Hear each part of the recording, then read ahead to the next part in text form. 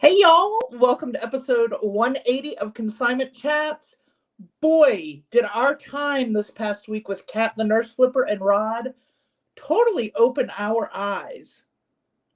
Totally opened my eyes. How about y'all? Yeah, it was all right. First of all, it was really fun. It was awesome to chat with such knowledgeable people.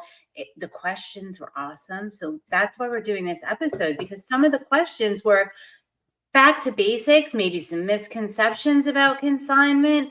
So we're gonna break it down and answer some of those questions in more detail than we had time, because those questions are flying in and we really want to get into it.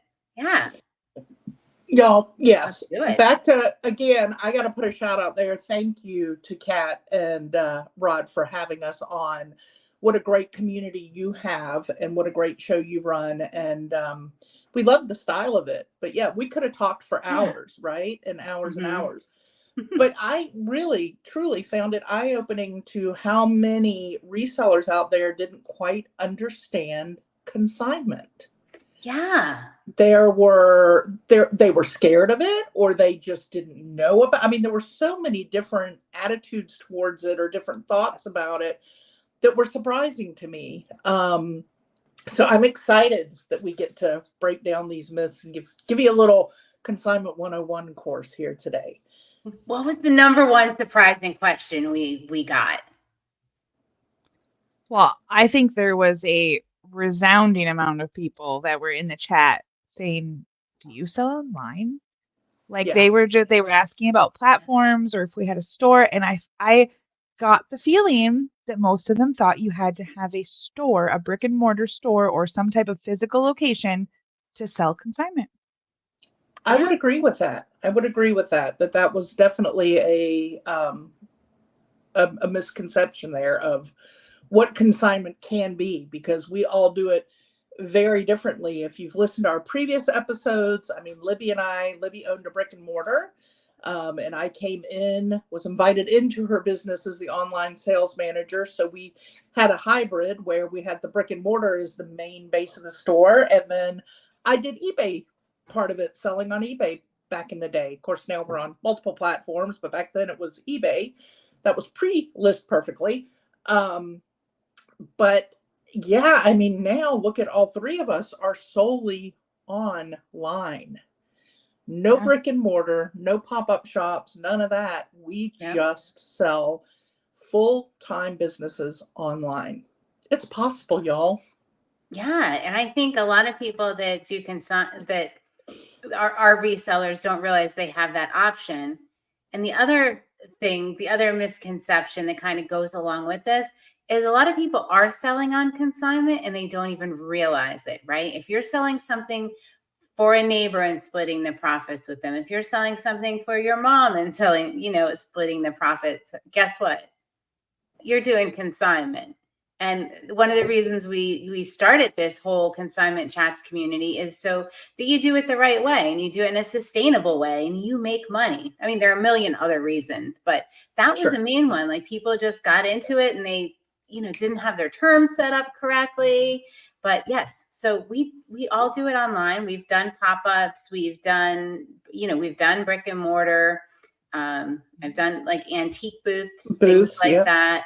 I prefer to do it all online. I find my profit margins are a lot higher because I'm not, diluting my time and focus. But there are a lot of people in our community that do multiple things at the same time. Sure. Yeah. Now I want to put it out here, you guys, and ask you. I'm playing my moderator role here. All right. Sounds like you're gonna role play. No. Oh, it does. I just want to ask. So I'm new to this. I'm one of those that was asking the questions. You do it online. Well, Libby, you had a brick and mortar and an online. Samantha knows the difference between both. Answer the question, like, if I'm really confused, like, so what's the difference for me? If I want to say I'm in a brick and mortar and I want to add online, or does that change my way I run my consignment business? Is it different how I deal with my consigners? Are my rules different? Like, what does that look like to my relationship with consigners and how I build that business? Because is it vastly different? I'm going to say, having made that transition, not as different as you think. I kept a lot of my same exact systems in place, same software, same access, same contract, same everything in place, and just moved it online. Now, the difference is, and this was a question, this was also a very common misconception, is, do the consigners ship their item? Like, where are the items? How do you handle all that? So Samantha and I and Molly, we all strongly agree that you should be in possession of any item you are selling. So the items Yes. come to us, we sort them, we, put them in our system, and we sell them, we ship them, photo them, like we do everything as if you had gone out and gone sourcing. Like, just think of your sourcing, in different buckets. I got this from yard sale A, this from the estate sale, this from an auction. And the consigners are kind of like that. And you have the inventory. You do not own it. It is the property of the consigner. That is, that is one huge difference between like sourcing, and is that they still own it until the consignment period expires. So, I want to put this point out there. I want to say to you, if you're thinking, well, but it's my mom's stuff, I don't really need to house that at my house, she can hang on to it. Please, please, please make sure it is in your possession, because it happens. We are telling you, it happens. We have seen it happen. We have had it happen. We have heard it happen. That as soon as you get those items listed and you've done all that work, Aunt Betty came to visit mom, fell in love with the purse, and mom said, "Oh, go ahead and take it. You can have it." Yes. And Yes. then you've already taken that time, and all of that time is money, right? And gone through and photographed and measured and listed and put all the work into it. And mom just gave that pocketbook to Aunt Betty because Aunt Betty fell in love with it, right? So And if mom or Aunt Betty don't tell you, and then you sell that item on eBay and you go to get it, yeah. then that could be a ding on your account because now you have to cancel that order. That's why it is utmost important that you make sure that whatever you consign is in your possession. Therefore, always keep in mind, if you decide to go into consignment, to base what you accept on consignment by your storage space. What can I store? If I live in a 2-bedroom apartment, probably going to stick with jewelry, because that's something that I know I have room to store many, many pieces of jewelry. Not going to do furniture, not going to, so that's something you always have to keep in mind when you branch out too, is what can you afford to store? Yeah. But have the items in your possession. Like, we cannot stress that enough. Yeah. Gosh. And we know because, well, at least me, we've been there, done that, made some nice little like, oh, that's okay. And no, just don't do it. Don't do it. Even with family, like those things, like the dog gets into something at your parents' house, or, Right. they're on vacation and you have no idea, you have to ship it. You have no idea where it is. Where is it? There's so many scenarios, and they're not all that, most of them aren't somebody who's trying to do something bad, or they just don't realize the ramifications on your business. You're the only one that And knows the importance of that. yes, and even in the most perfect scenario, it would be like having a storage unit, which a lot of people don't like because you have to leave your house, go pick the item to ship it and do it. It's the same if you're storing it somewhere else. It may seem like a great situation, but after a while, you're constantly having to go to different places and grab different things. And that is, even if everything ran super smoothly, that's annoying. You're adding steps to your process. Yeah, so I do a lot of like architectural salvage kind of things, doors, siding, construction material, things like that. And they are not stored at my location. They are stored at a different property that's about 15 minutes away. And let me tell you what a pain that is. Like, I have considered not doing it, but I'm still doing it, because then you have to coordinate pickup, right? You have, like, just think about that. And sometimes people are traveling like, 14 hours to get to you. And what, am I just going to be on call for an entire day when it's at a different location? Like, that is a huge, huge inefficiency. That's worse than the cable company saying they'll be there between 12 and 3. I mean, I got Yep. a business to run. I can't. Now, I do have a solution because they're my dad's items, and he runs this property, so he coordinates the pickup. So Gotcha. that's one reason I'm not the one going to do it. If I was the one going to do it, it would not be. I would not be doing it like this. But Okay, I got another question for y'all to discuss. I am your consigner, and you tell me I am a fully online business. I'm going to sell your stuff online. And I go, excuse me, what? So, but I'm used to being in a store consignment where my stuff is on a rack on the floor and people can touch it and feel it. I'm not comfortable with this. Can you, like, how do you get your consigners comfortable with the fact that you are an online seller and what that process is? Like, do they fear consigning with you because you don't have a storefront? Do you know what I'm saying? Like, talk about some people legitimately do. Yes. I mean, that is an absolutely valid concern. Some people are thrilled because their items reach, millions and millions of buyers. And sometimes if somebody's a little on the fence, I will explain that to them. Like if right off they're like, well, you only sell online, and they're just, dismissive. You know what? I don't even bother. I just don't. But if they're like on And the why is fence, that, Libby? Is that what we call a red flag? I was about to say, that are you is a looking for a red red flag flag. over there, Samantha, so you can wave I it? was. Yeah. I only have pom-poms. Those send the wrong message. Those send the wrong message. No. And with consignment, you get all sorts of red flags. But I've had this. I would think typically just saying to your consigner, just the simple explanation of worldwide eyes on your item versus just your community, on top of the fact that we always tell everybody we sell year-round clothing. Like, we don't seasonal anything because we have a worldwide audience. Where it may be freezing in winter where I'm living at the moment, it's warm and summer and beautiful somewhere else. So if I may not be able to sell that bathing suit right here in a storefront, but I can sell it online because there are people out in the Mediterranean who want that swimsuit, right? Like, that's one of the wonderful things about online. And I think typically when you explain it that way, that aha, okay, So that's the biggest thing, is just be upfront. Like I like automatically tell people, you're getting more eyes on things because I sell on eBay. I mean, that's a huge one to begin with.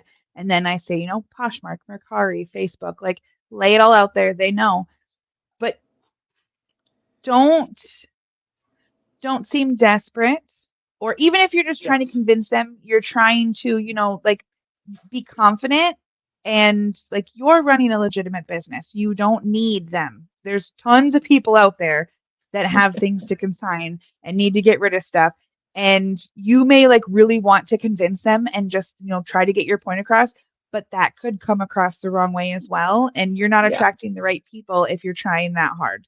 You want those people that truly believe in you. You simply explain it and they go, oh, I get that. And they want to bring you their stuff. Sometimes there are people that you explain it and they're still kind of wishy-washy. They're not quite, because you're right. They want to touch it. They want to see it, like, oh, people can't walk in. And those people tend to bring me one small box with a couple test items. They're just, oh, well, I have a few things. Then when they see what those sell for, how quickly they sell, they look at their account. Before I know it, they're bringing me stuff every month. They've got more stuff. So some people will dip their toes in and test the waters, but don't try to tug them. Don't pull them in. Don't try to, because if you're trying too hard, they're not the right people. There's a difference between educating your consigners and trying to sell yourself to them. You do not need to sell yourself to them. You need to educate them in what you do and how the process is very confidently, but you definitely don't need to sell yourself. Yes, do not just put yourself out there confidently. The right people, you will, eventually hook up with the right people and it'll be fine. We talk a lot in our getting started episodes. I think we have 2 of them, when you start this process, like what those red flags are, how to be confident in your terms, and how to present that in a way. But if somebody is giving you a hard time, that is absolutely, Samantha is right, an absolute huge red flag if they're not appreciating what you do. It's okay to just say, keep this in your back pocket. We are not a good fit. You know, this doesn't sound like it's a good fit. And that is a nice way to just say, no. And I have had Bye-bye. people not be a right fit. And then a couple years later, I've grown, I expanded. They got friends that are consigning with me. They hear more about it.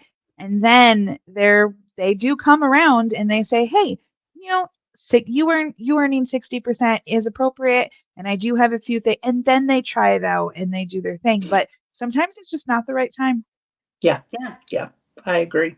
All right, let's talk about the different ways that you can run your online, online business. Like I want to specifically talk about even my business style, like what I do. So a lot of you may be listening right now and you're just a full-time sourcing reseller and you're kind of like, maybe I should dabble in this a little bit. Maybe I should try it out. Is it a right fit? Do what I do. I mean, everybody do what I do. That is not the message we send at all.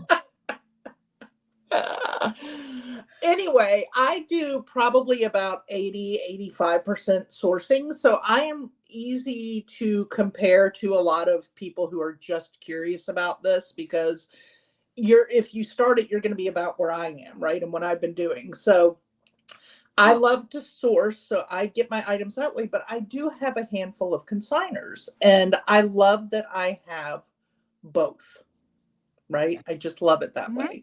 I'm able to do what I love and source and go find the things that I want to find. I also get the thrill of somebody bringing me a box of items, because there's nothing more fun than an unboxing. That's to me equally as fun as going out and sourcing. I love getting a bag or a box and pulling through all that, right? That's just so much fun. But I think it's a great safety measure to have it in place in your business, because as we mentioned on Kat and Rod's show, you don't know what's going to happen tomorrow, right? Yeah. So if you are ready for both, you're set up to easily pivot if you need to pivot. If funds get tight and I can't afford to go out shopping at that moment and sourcing for things, I've got consigners bringing me items. So I then focus on consignment more than I do sourcing, because those items are costing me $0 to receive and photograph and list. So now that you've gone rogue, I think what you're saying is you don't need to do consignment. It is great to be prepared.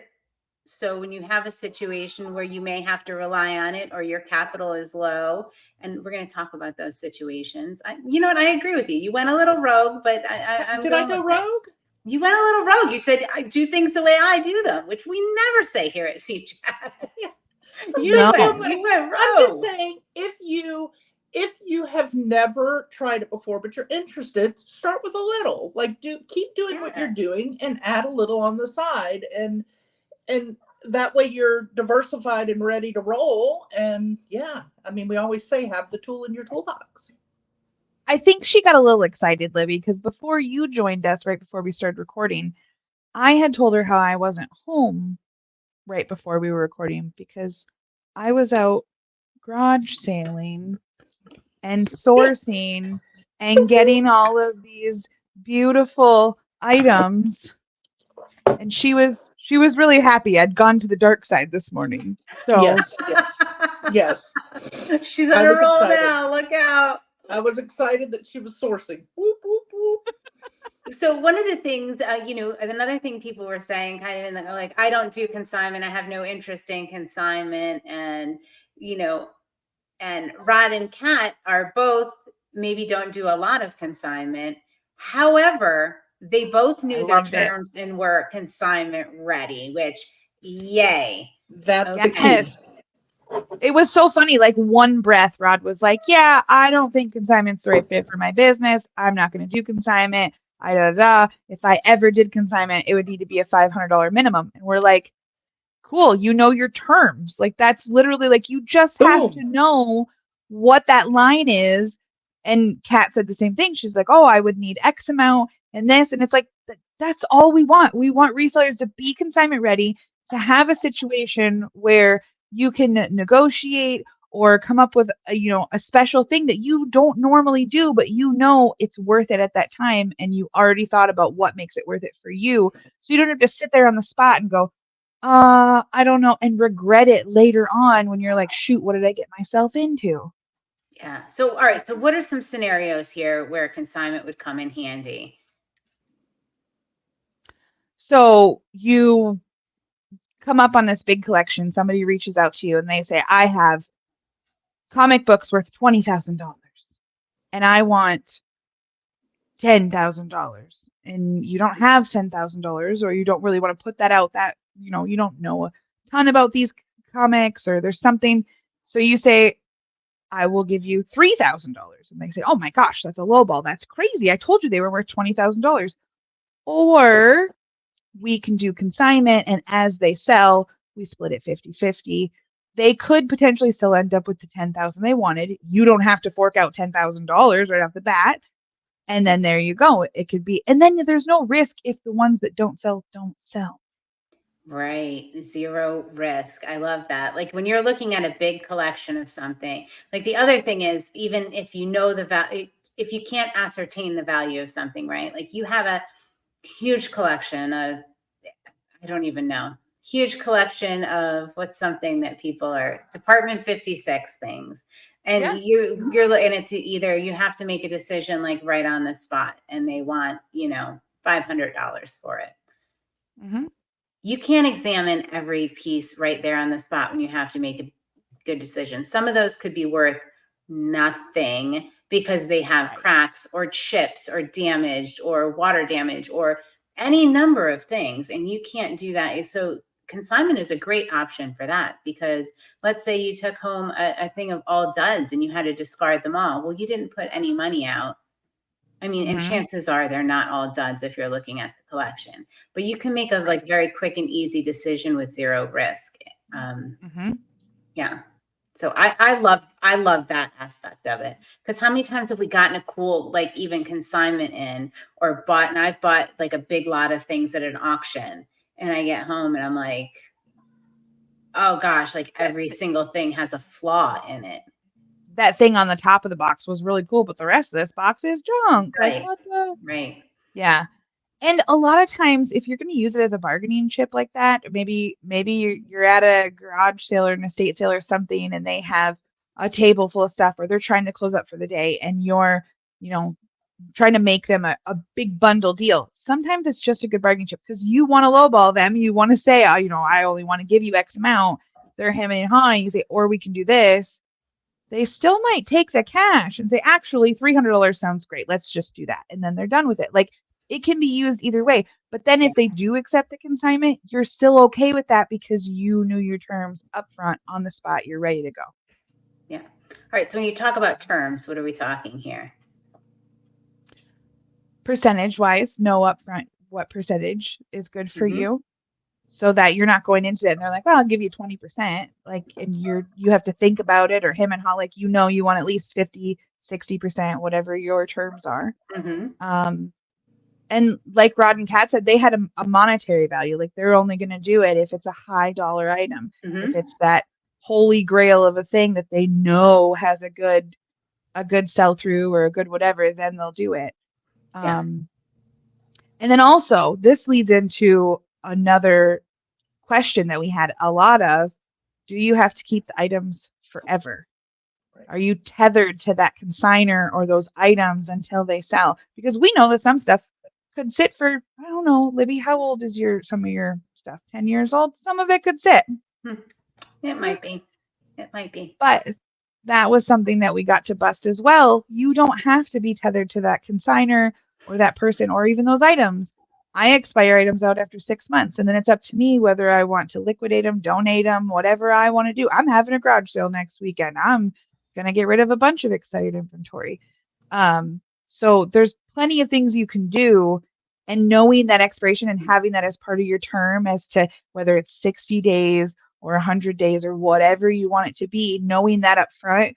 Because a lot of times when we hear the horror stories of, oh, I tried consignment, but 3 years later, they still hadn't made much money, or they this or they that. I didn't know what to do with their stuff. And that's usually the problem is they didn't have that end date to know when enough is enough or when it's going to turn into your inventory and it makes it more worthwhile. Yeah. Yeah. I mean, that has been key to so many failed consignment deals is not having the end date. Yeah. And not having your percentage set correctly. I mean, I say that industry ranges between 70 and 30% either direction. I do 60. I earn 60%. Notice I said earn. Yes, I earn 60% of item sales. So I like that percentage. I'm comfortable with that percentage. And I do that. Here's the other question. After I do that before fees. Mhm. So I absorb the fees as my business. That's a very common question. I think we got asked that on the show as well. Yep, And you we do did. yours after fees, correct? Depending on the platform. So mine can sound complicated, but it works for me. I have a spreadsheet. I think it's very easy. So do what works for you and what makes sense to you. We say that a lot. Keep track of what makes sense to you. To me, it makes sense for me to look at Poshmark and it says you made $12 on this item and I split the $12. The fees are already out of there. They are very, very good about showing you the breakdown, boom, as soon as you sold the item.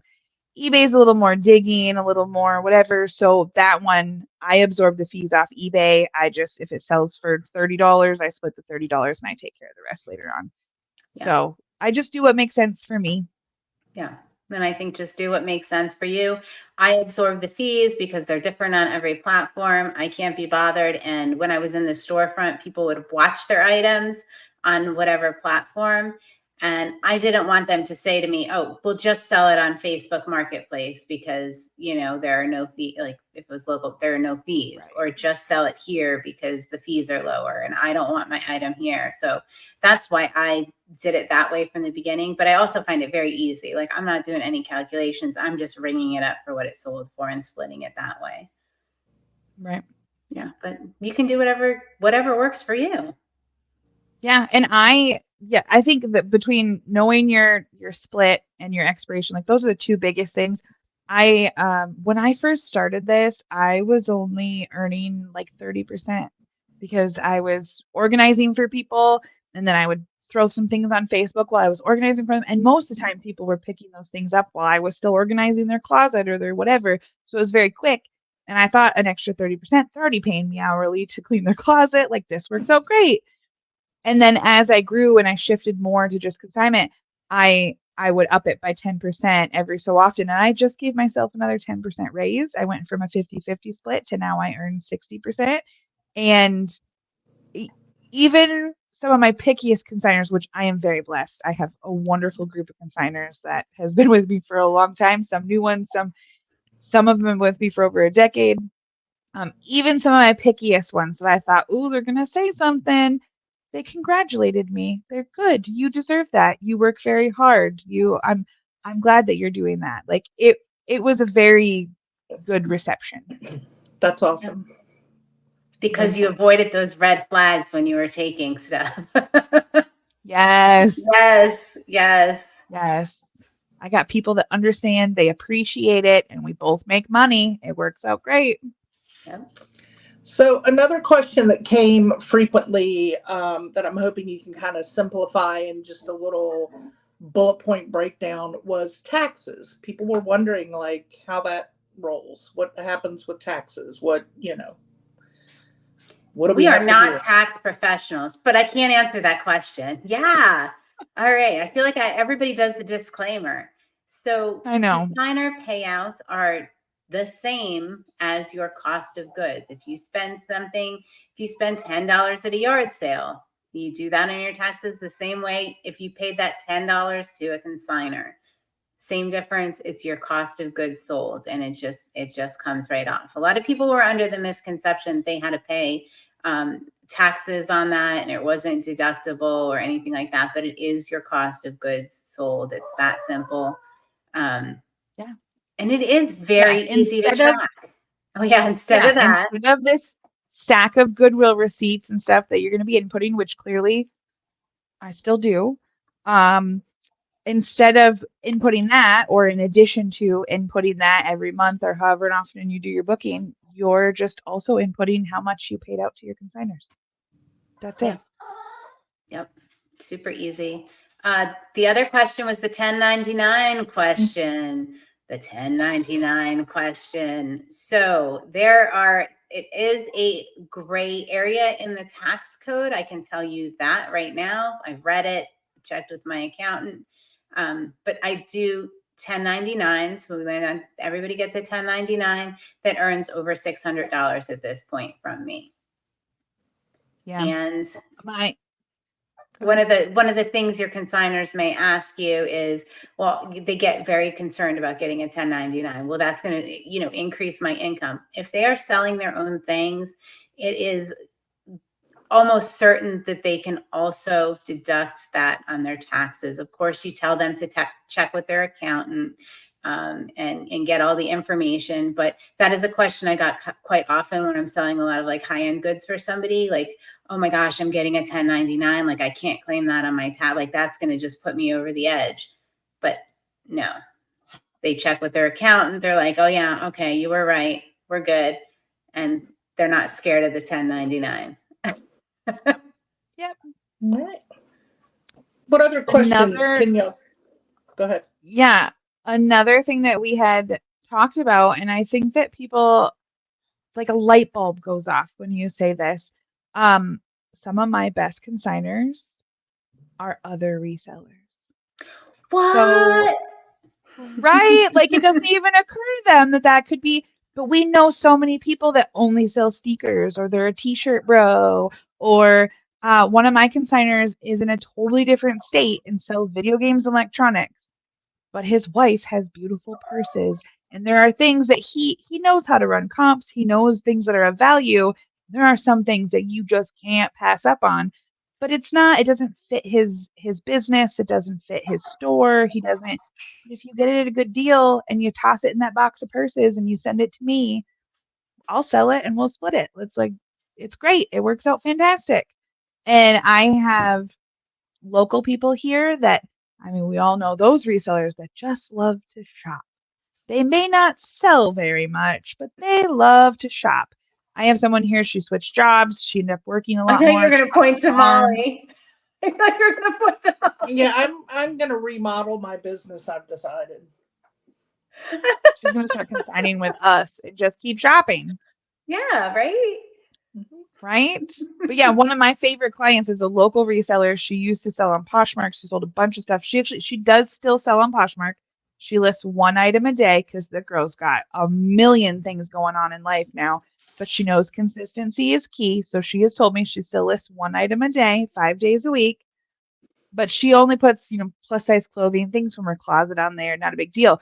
However, she loves to shop. She knows how to run comps. She knows what a sell-through rate is. It's such a good setup. She can go and shop and have all that retail therapy, and then she brings it to me. And it's the same stuff I would pick up. Like she's my shopping spirit animal. It's great. I don't have to go to the store. I'm not a huge fan of shopping all the time. I like to do it once in a while.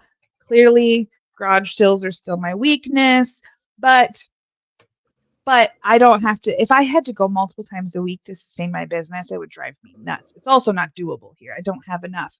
But she brings me some amazing things and it works out great. Yeah, who are we talking to? I can't think if it was on the show or not, but they were asking how they would pay somebody to go out and source for them. Oh yeah, there's several. They mentioned a few people that have several business models where they pay people to go out and do that. Oh, Kat was talking about how she wanted to do it and like how she would pay them and would it be worth it. Well, if you did a consignment, you'd be taking zero risk on those items. Just set them up as a consigner. Maybe they get a little higher percent. I don't know. You have to Right. look at that. But yeah, I mean, that would be a great solution.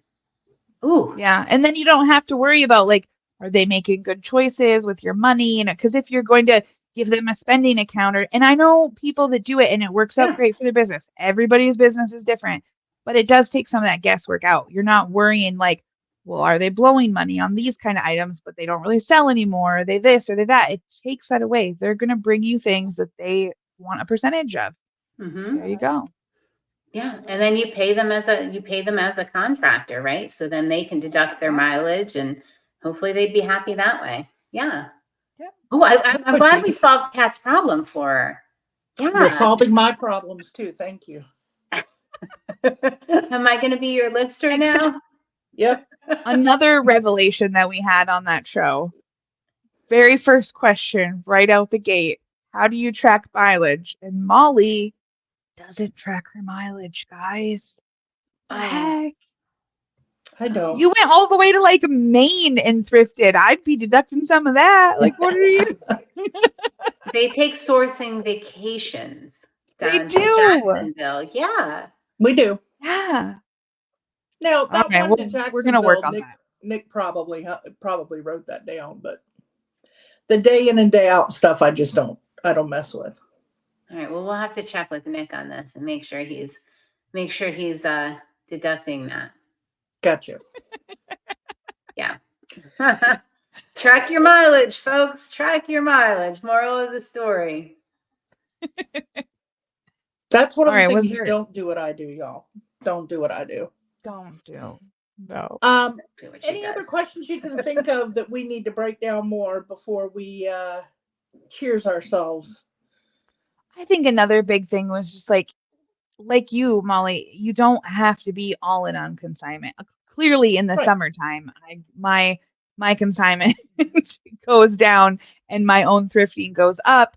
And then the rest of the winter years, I don't have sourcing opportunities, so I build my business on consignment. But Yeah. it can be something that you dabble in, you try it out. We recommend that, you have something like if I'd never done consignment, I would take this stack of items that I just got at a garage sale and I would make a consigner account and test it out on things that I already have and see how your process would flow, how you would keep track of that in your notes or your SKU to make sure like you can test it out on just a couple things that you already have and make sure that it's something that's going to work in your flow Yeah. and work that all out so that way you're not trying it out on other people. But I mean, like my brother is a great guinea pig. So there's other people you can try it out on too. It works great. Sure. Yeah. So what about, let's mention My Reseller Genie here, because they have a great, Yes.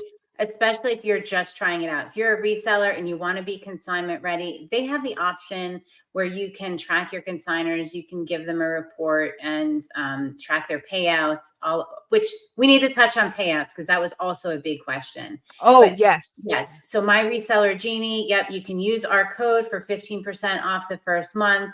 They are awesome. They are integrated with the platforms. A lot of you are probably using it already. So Right. yay, great. We'd love to hear how it went with your, consignment. If you're trying it, if you need a hand, join our community. There are people there that use it like that. So, and reach out and let us know. I mean, Paul and Faith are in the community and they'd be very excited too to hear about Yes. your experience with their consignment option. But it's great. You Yep. can just add it into your process and what you're already doing. And it's so easy. All right. Payouts. Yeah. Payouts also so easy. So my payouts are easy because I use ConsignCloud and they do charge a fee. It's just under $2 per payout. You can build that in and charge it to your consigner's account. There's so many ways that you can take care of that. I don't really worry about it, but every month, if my consigners have over $25 in their account, I click 2 buttons in ConsignCloud and it sends them a little electronic check. I have some of my clients are very religious and they want that paper check. That software allows them to print that. Others are perfectly fine just putting their banking information in there, and then the next day they have it in their banking account. So for me, that's the easiest part. Previous to that, I would just use PayPal or Venmo, or previous to that, I wrote actual checks. So it's come a long way, but there's many options, and I mean, as long as you build it into your schedule, it's pretty easy. Yeah. So I've done it always the easiest way. I do it now, and I am too cheap to use the payout thing through Consign Cloud. So I do it through my bank, Relay Financial. If you guys are interested in that, go over to the C Chats Book Club. We have a great interview with Deanna that walks you through. It's a great online banking system. But anyway, I do the ACH payouts through that. It's very easy. And they put their information in. It's all secure, and they get paid out. I do mine at the end of the consignment period, or if I have a consignor that has a rolling consignment period, meaning that they drop off, frequently, like maybe once a week or something like that. I'll pay them out monthly when they're over like $100. So I put a little less work into mine than Samantha does, my payouts. Yeah, the And majority, I would say I probably have 20 or 30 consigners now that drop off to me every month or every 2 months. So I have a lot of rolling consigners, and it's just easier for me to keep track of that. Yeah. So I want to go back to resellers. I never leave a reseller meetup without a truckload of consignments. They can be my top 3 consigners are other resellers. So Yeah. do not discount. You are not in competition with these people. They have, like Samantha said, they have stuff that they don't want to sell. You probably have stuff you don't want to sell, and you can go back and consign with them. But it Yeah. really can be an awesome relationship. Yeah. Mm-hmm. There you go. There you go. Well, I want to start finishing by saying I hope that you guys learned a lot from this. We again really appreciated our time with Kat and Rod. That was a ton of fun. Mm-hmm. And welcome to all our new community members and subscribers from that roundtable episode with Kat and Rod of Picking and Punching. Yeah. Mm-hmm. Sorry, I just wanted to give them a special welcome. Go ahead, Molly. Carry on. I kind of lost where I was, so Sorry. finish this up there, honey. Well, they're just important new members, and I'm excited to have them. All of our members are important, but yes, welcome. Oh God. She told me, didn't she? Anyway, I'm hoping that you learned more here, that you're feeling more comfortable. Again, I feel like I am probably a little relatable to a lot of you because of the way my business model is. So feel free, any of us, ask questions, put things in the comments, but it's the way I do it is minimal, just to get my feet wet, but it's having it there as a safety net, as something to rely on. As I just highly recommend you get yourself ready. We all highly recommend you. Wait, should they wait until the opportunity presents itself to have their terms ready?